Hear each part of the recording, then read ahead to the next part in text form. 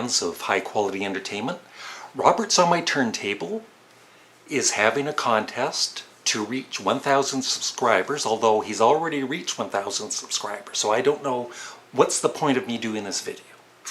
No, but I hope you subscribe to him. He's got a great channel, and I've enjoyed a lot of his. I haven't been able to watch all of them because I'm a busy guy, but every time I do, I really enjoyed his series on ranking and reviewing all of the Deep Purple albums. I watched the whole series. So what he wants me to do, or us to do in this contest, is spell out artist, with the word 1,000. So T would be, T-Rex or Talking Heads. So that's what I'm going to do.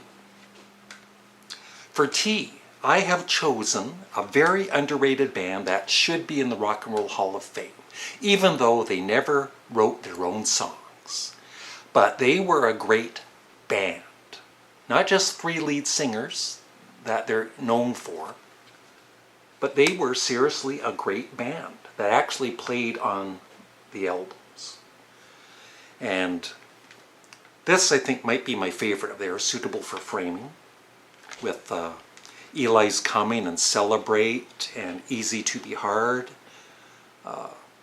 Lady Samantha, the Elton John song. They were one of the first ones to cover one of the Elton John, Bernie Taupin songs. They might have been the first, I'm not sure.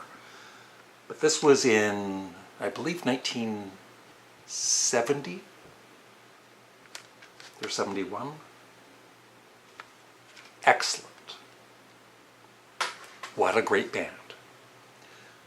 So for H, and I'm going by, I usually don't, this bugs some people, like for Frank Zappa, I have him under F instead of Z, but I'm going to do it properly for this. So for H, a solo artist, Ian friggin Hunter, with the CD exchange with Glenn Kellaway. I never knew, I just kind of ignored him for years and years, and even Mott the Hoople, which I have their early albums now. But what a talented singer, songwriter. I love this album. If you've never heard it, give it a listen. And yeah, Mick Ronson. It was actually supposed to be a Ian Hunter and Mick Ronson album together, but because of record company issues, he just could only name it Ian Hunter. But it's definitely a Mick Ronson, Ian Hunter album together. But all of his stuff that I've heard is great, and of course Mott the Hoople. So for O, another solo artist, using the last name. Some of you won't like this. Yoko Ono. Yeah, Fly, double album. It's not my favorite because some of it is, experimental. There's a really long track called Fly, which I've never been able to listen to all the way through, I don't think. But there's still some great songs on this, especially the first disc. Yeah, Midsummer New York, great rocker. Mind Train, Mind Holes, Don't Worry Kyoko, I've always loved that song, Mrs. Lennon. Yep. Toilet Piece is not one of my favorites. But yeah.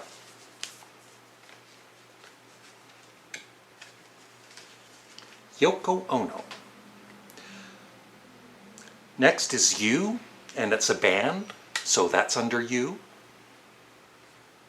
Once again, a band that's probably not too well known, underrated.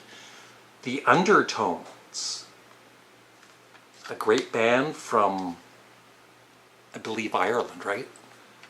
I just don't want to be wrong. I think they are from Ireland. And Fergal Sharkey on vocals. He has such a distinctive vocal. This was their first album. I have all of their albums with Fergal Sharkey, and then they continued with a new lead singer. So this has their big hit. You know what? It actually doesn't. Teenage Kicks was not on their debut album, at least on this. So it's a bonus track, at least on this. But what a great power punk pop album. Really catchy songs. Very underrated band. Next up is the letter S, and I wonder who I chose for S. That's a band. No, you're wrong. I chose the Stooges, and this is their second album, Funhouse. I never know. No, a viewer sent me this album and their debut, and I thank you again. I do listen to them. I had heard them before on Spotify, and I really like them. I like this one out of the two more. So yeah. Iggy Pop and the Stooges. He also mentioned, oh yeah, if you turn it, I never noticed that before. If you turn it, you can see Iggy there too. I never knew that before. You learn something new every other day. Now for A, I have chosen a band. This is my favorite album of theirs, Let There Be Rock by AC/DC. This was the first vinyl record I bought of theirs when they weren't really well known, back in 1977. Yeah, just when it came out. I remember taking it up to the record store desk and them say, oh, have you heard that? Like, they didn't even know, they hadn't even heard their music. I took it home and I loved it. And my favorite songs, Whole Lot of Rosie, Dog Eat Dog, Let There Be Rock, the whole album really.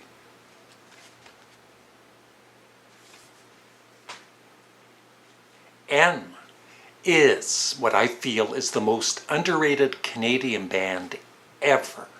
If you like pop rock with some great guitar work, 3 excellent lead singers, they would have a few songs each on most of their albums.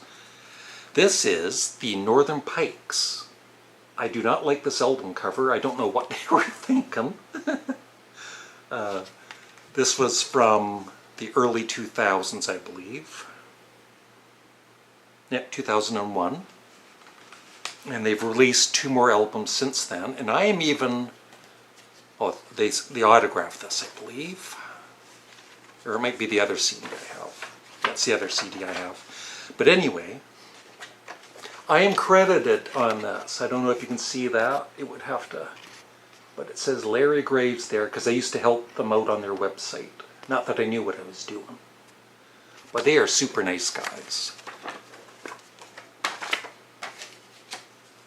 And this is called, sorry, I forgot to say what it's called, Truest Inspiration.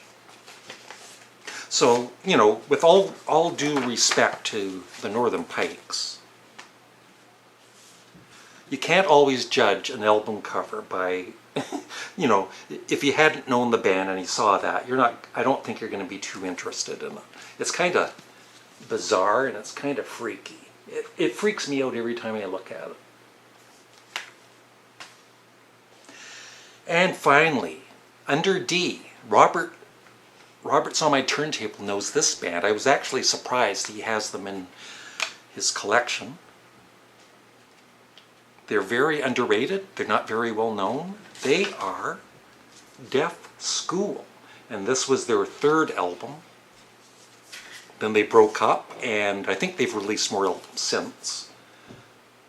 But this is my favorite. I have their other 2 earlier albums too. What a great band. Kind of art rock, kind of Deaf School, a bit of Sparks maybe.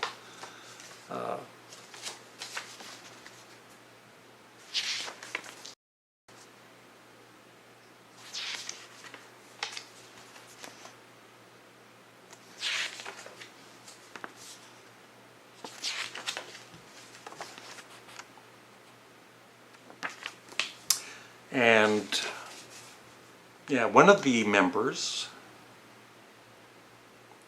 Cliff Langer, he went on, he helped out Elvis Costello. I think he even wrote some songs with him, and he's probably done a lot more than just Elvis Costello, but what a great, great band. Deaf School. And that's it. I'd love your thoughts on any of those bands or artists in the comment section below. And please subscribe to Robert's on My Turntable. and watch some of his videos. And thanks for watching. Have a great day.